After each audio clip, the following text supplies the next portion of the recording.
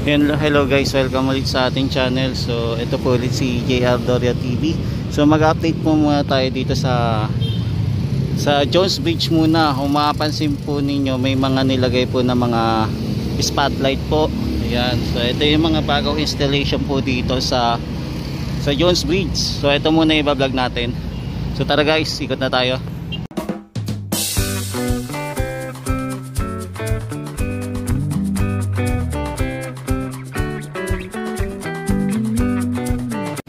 Yan, so itong Jones Bridge po ay pinapaganda po. Ang in charge po ata nito ay Department of Tourism. So ito po yung mga nilalagay dito, mga bagong spotlight po. Yan. Ganda, no? Pinapaganda po yung ating Jones Bridge. So dinadagdagan po ng pailaw. Yan, so ito na po yung itsura ng ating Jones Bridge po. Ayan na. So abangan natin kung kailan po ito ma-open, no? Kung kailan po ito maayos. So meron pa rin po tayong nakikita na mga wiring. Ayan. Mga spaghetti wire. Sana matanggal po dito yung spaghetti wire para lalo pong gumanda itong Jones Bridge. Tapos mga guys, naglagay din sila dito ng strip light. So ito, naglagay din po sila. Dagdag attraction din to. So ito po yung mga installed na, so abangan na lang natin. Yan, so sa susunod po, maganda na po itong Jones Bridge. Nakaabang-abang po muli ang pagpapaganda po sa Jones Bridge.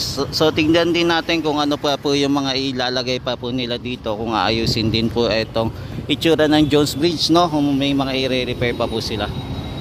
So ito po muna yung latest update natin dito sa Jones Bridge. So punta naman po tayo sa phase 4 naman.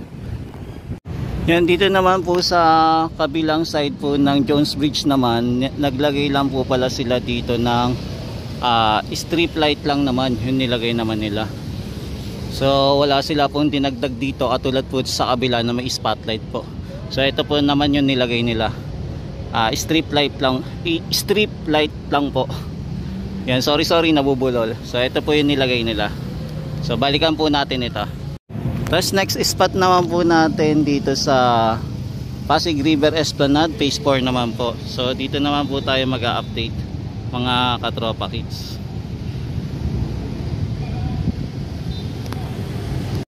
Yan, so ito na po yung itsura naman po ng Pasig River Esplanade, phase 4 naman to. So phase 4. So dito naman po tayo mag-update. So ngayon pong araw ay May 19.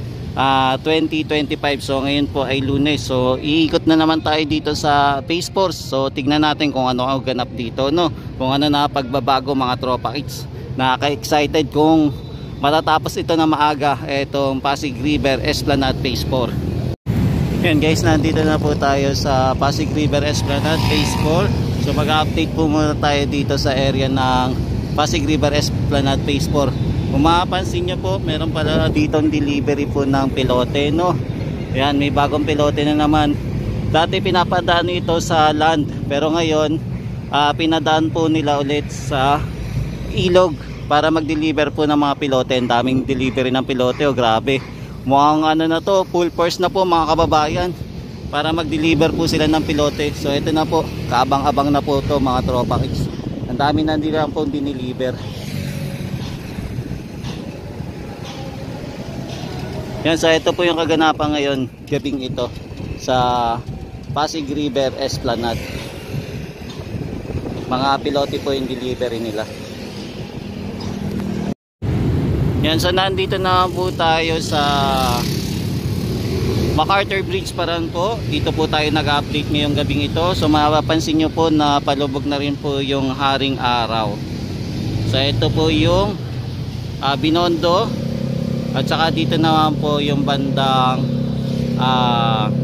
Manila Central Post Office. Kasi ito naman po yung ating lugar ng MacArthur Bridge naman po. So ito po yung MacArthur Bridge natin na papunta naman po sa Santa Cruz po. Ayan.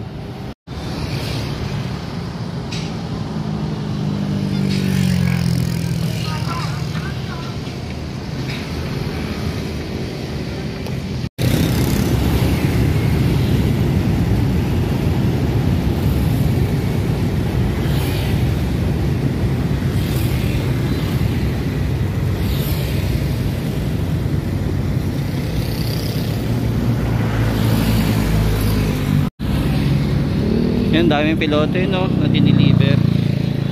Grabe, ang daming pilote na diniliver dito sa Pasig River Esplanade para sa Phase 4 po.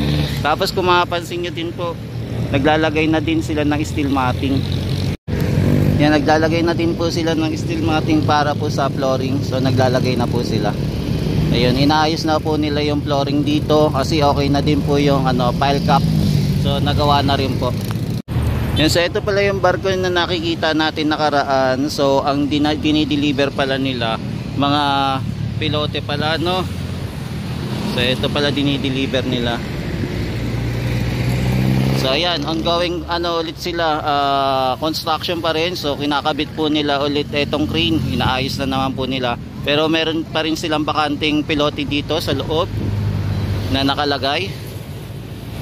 Yan, nakapart po muna. Tapos ongoing pa rin po yung ating flooring po, nilalagyan po ng steel matting na. Yan, grabe, mukhang paspasan na po yung paggawa dito sa Pasig River Esplanade. Tuloy-tuloy na po yung paggawa nila. Yan, kung mapapansin nyo po guys, di ba? Grabe, ang bilis nilang gumawa.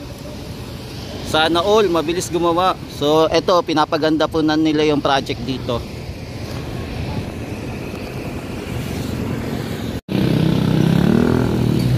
Yan, kabang-kabang etong lugar na to pag natapos mga kababayan no. Mukhang lalagpas po talaga ito sa Arroceros kasi ang dami nang dinideliver na pilote oh, di ba? Mga tropa it's todo-todo na to. Wala nang atrasan to mga bro. So inaayos muna siguro etong ating flooring para meron silang tambakan ng mga pilote kasi medyo sumisikip na sila sa lugar na to, kaya siguro unahin po muna nila etong flooring para siguro etong mga pilote pwede po nila ilagay dito sa may esplanade na ginagawa.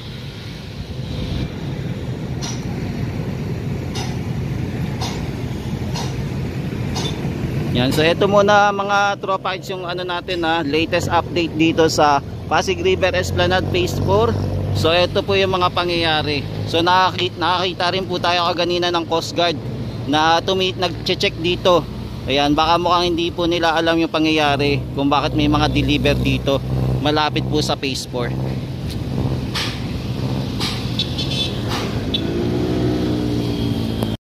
Tapos yung crane po ulit, kinakabit po nila ulit. Ayan, inaayos na naman po nila. So, mukhang magbabaw na naman po sila ng panibagong pilote. Tapos ito pong brace po dito. Dito muna tinambak sa gilid yung brace. Ayan, dito muna tinambak. So ito muna yung latest update natin mga tropa kids dito sa Pasig River Esplanade Phase 4. Yan, silip naman po tayo sa headquarters dito ng Pasig River Esplanade Project para sa Phase 4 po. So ito po yung headquarters ng ating ginagawang Phase 4. So dito po nila tinatambak din yung mga kanilang mga kailangang equipment, mga materyales na kailangan po. Yan, tara guys, ikot na tayo dito sa Pasig River Esplanade. So ikot-ikot ulit tayo, tingnan natin kung ano yung mga latest update dito ngayong araw ng Monday 2025 para sa May 19 po. So tara, ikot na tayo mga tropa hits.